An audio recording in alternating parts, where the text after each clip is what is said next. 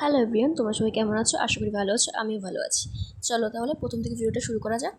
জানো তো, আমার পার্সোনালি মনে হয় ঘর সাজানোর জন্য কোনো ম্যাটেরিয়াল বা প্রোডাক্ট যে যেটাই বলো না কেন, টাকা দিয়ে কিনে ঘর সাজানোর থেকে নিজের হাতে তৈরি করে ঘর সাজানোর কিন্তু আলাদা একটা আনন্দ আছে, একটা আলাদা অনুভূতি কিন্তু পাওয়া যায়। এই ব্যাপারটা নিয়ে কারা কারা আমার সাথে একমত অবশ্যই আমাকে কমেন্ট করে জানিও।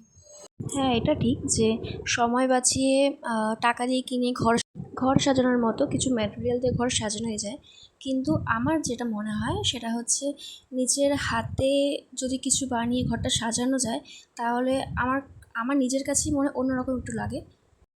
আর সেজন্যই কিন্তু আমি বসে পড়েছিলাম এই কাজটা করতে। আমি কিছু ছোটো ছোটো মিরর কিনে নিয়েছিলাম, সেটা অনলাইনে না অফলাইনে কিনে নিয়েছিলাম। যে দোকানে খাতা বই কিনতে পাওয়া যায় সেই দোকানে তোমরা অবশ্যই এটা পেয়ে যাবে।